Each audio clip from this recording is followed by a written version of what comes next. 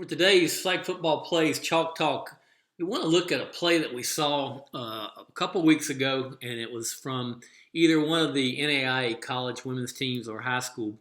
Both are playing at such a high level. It could be used at both and really could be used at any level.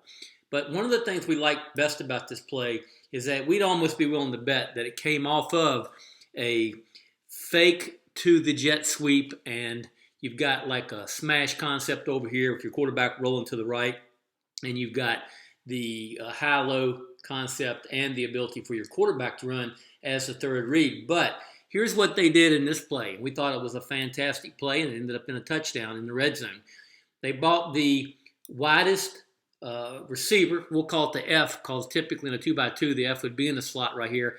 Bought them in motion, and on the snap of the ball, what they did was they actually flipped this ball over here to the jet motion runner, who at this point in time, you can imagine, had a full head of steam coming. So the ball is tossed to that jet runner, all right?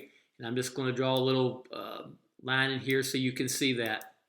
And at this point, the jet runner becomes the lead ball carrier, so to speak. Now, what they did over here, and I'm going to go ahead and just leave the F in dark right here, but what they did here is they took this X and they ran her across the formation, okay, on like a drag, really just to get her out of the way and to clear this up. And so this route runner right here was coming across the middle, and once again kind of tied into what could have been a boot action over here that they normally run. But then what happened here is the H, okay, and then we'll put the H here, and we'll make them in purple right here. The H backed off of the ball and got in pitch phase for the option. Fantastic way to hide this. And then as they got in phase with the jet runner, what they ended up having was they ended up having an option with the jet runner and the back who got in phase, and it turned out to where they had a 2-on-1 situation for the touchdown. Now, the other thing that we noticed, and once again, this ball right here could have been pitched to the H as it was for the touchdown, or the jet runner could have kept it. Now, to add a third option to it, what they did, and we'll go ahead and make sure that you understand that that X is just clear and getting out of there. What they also did, and we noticed, is that they took this right here, the center, and they ran her on a corner route.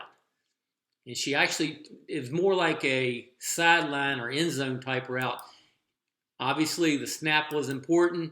She got the snap off, but then she went to the back of the end zone, and then she traveled across here late as well, giving the